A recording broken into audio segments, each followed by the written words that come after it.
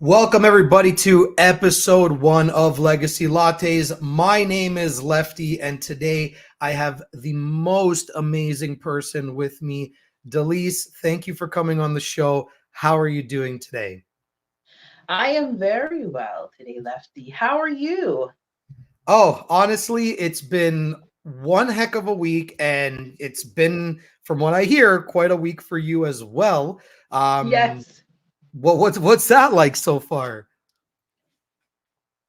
Well, it's the life of an entrepreneur, right? There are days when everything seems to align, and then there are days you're just like, what is going on? But we just keep moving forward. We keep, conquering those mountains and we remember our why. And I remember my why. So that's what's That's getting it. me through this week. But I'm doing it with a smile on my face and enjoy. I'm doing it with joy in my heart because I love what I do.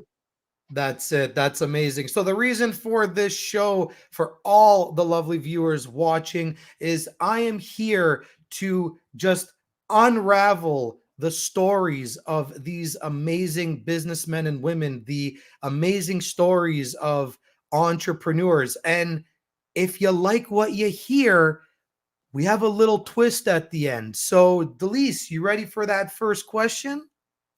I hope so. I think Well, I'm my ready. Let's go. All right. Well, my first question to you is, who were you at the beginning of your story, and what was the situation like at the time? Oh, that's a loaded question. We'll be here forever, but I'll keep it short. Yes, right. I'll keep it short. Um, who was I before? You mean in the entrepreneurial journey? I just saw myself really as a mom, and I was really just honestly trying to figure out, should I go back into the corporate world and work, or did I want to invest and spend time with my newborn daughter? And that's where it started out as just that conflict within myself and wanting to create a legacy. I know it's called legacy lattes here, but that's when I really started looking at, hey, what's the future going to really look like, not only for myself, but now for another, how many other generations? Yeah.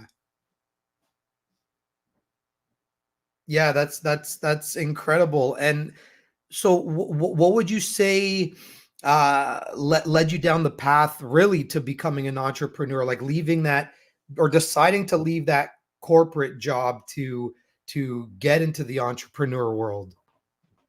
Yes, it's my daughter. Um, she was a huge driving force. I looked at, I didn't want to leave her home at that time. And of course, I'm a veteran Mm, and I was suffering from PTSD, and I didn't even realize that. So there were so many other factors and things that were going on within me personally. And then when now I'm a new mother, a single mother, and as I said, I was going through this period of saying, do I want to be home or do I want to go back in the corporate world? And she helped me make that decision because I didn't want to put her in daycare for someone else to raise her. And there's nothing wrong with that. Absolutely. If we need to do that, we can. But I made that decision. I'm grateful that I had the opportunity to retire and then yeah.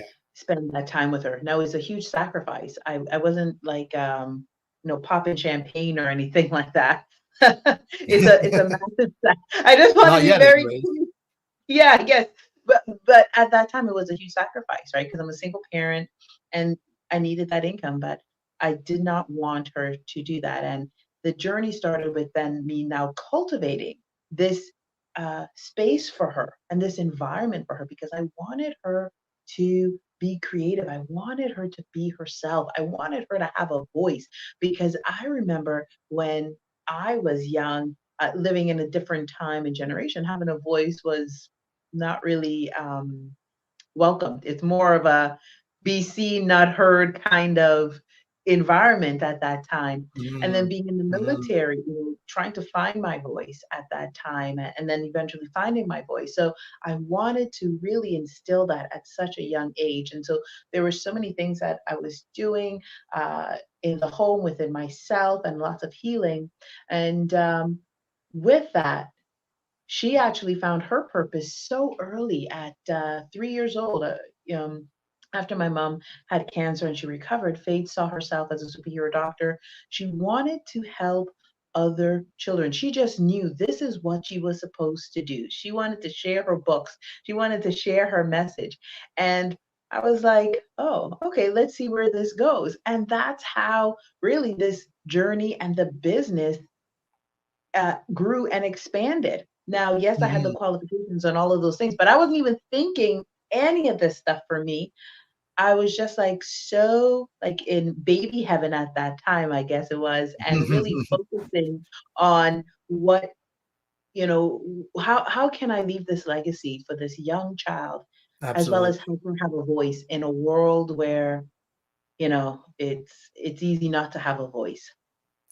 Yeah, yeah. I mean, there's so many people that are being silenced, and I feel like no matter who you are nowadays, it's like there's silencing happening, all over, and that's why it's super important to lead with story, right? Because the story is how you allow your vision to progress, and how you get to grow and excel to that next moment in your life, right? And I'm always saying that, you know it's the personal brand that leads to the sales. It's the human experience and the human touch that gets someone else to fall in love with you, to want to work with you in the end, right? The service, the product, it's literally just secondhand to what it is that we do as entrepreneurs. And to ask, to kind of lead into my next question, or my last question, I should say, is what, without giving away too much, what are still some of those challenges that you're struggling with and you're facing today? One of the biggest challenge that I'm facing is that there are a lot of women who are leaders in their home, in their industry, but they don't see themselves as that. Right. And although they could connect with my story, and they're connecting online, and they're having the comments, sometimes they show up to the workshops, they show up to the webinars, they're still hesitant. And then some of them, they don't want to showcase or highlight themselves as leaders in their industry for Mm, whatever personal reasons. And that becomes a challenge, because we live in such a time where our stories, as you said, it really unites us, and it helps us not only to heal, but for us to also be supported, and for us to continue to encourage and inspire, and to um, help a next generations for generations to come. And with that, with those particular challenges, I'm finding, as a parent, as a mother, as a female business owner, sometimes we want to do all the things, but then we forget this one critical aspect, that we're leading not only ourselves, but we're leading the generations to come. yeah. And if we're leading the generations to come, then we ourselves need to fully understand and develop our own leadership, our own internal evolution. We need to heal. We need to grow. We need to be conscious of this. And with that, now we can create the environments that is needed to empower, inspire, encourage, and to lift up a generation, so that all of the things that's happening in the world right now, they themselves can have a much better future. Yeah. Wow. Wow. I mean, that's incredible. That is you from all the other conversations that we've had outside of today. I mean, you always find a way to blow my mind every single time that we chat. You are absolutely just an incredible human being through and through. And I as you were talking, you mentioned a couple words. One of them being empowerment, one of them being inspire. So to I kind of thought of a last question uh, while you were speaking, and I guess my very last question to end this off is, if we were to create a film for you around you, Mhm. how would you use it to empower and inspire others? Oh, you got me on this question now. I Dun-dun. wasn't expecting that question. I can tell you that. But Well, 100%.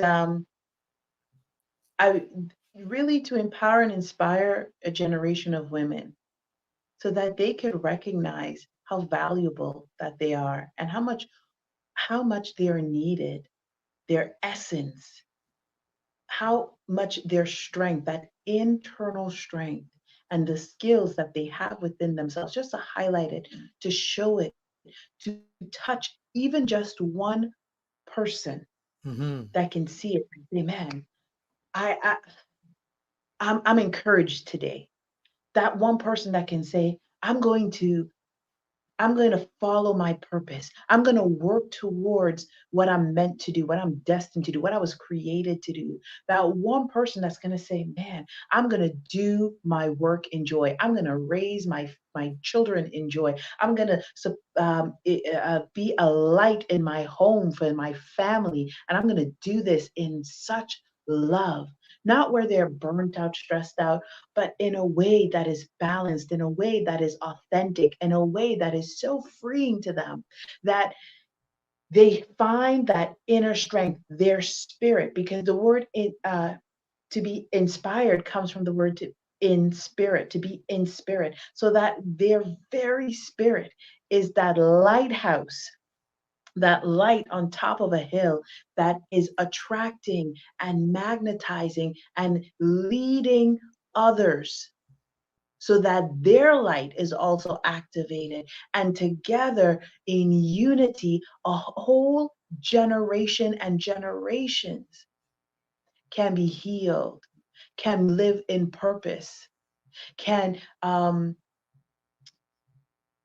evolve and know that, hey, what I'm doing this in purpose. I'm doing it in love. I'm doing it because this is what I was created to do. And I mhm. want to lead. I want to work. I want to do the things that I am designed to do because together we are stronger.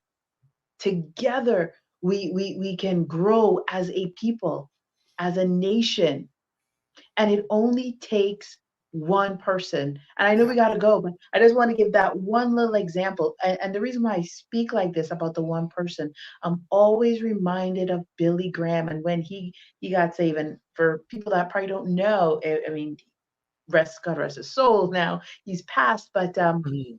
when when he went and he was baptized at one time and he gave his life to Jesus Christ.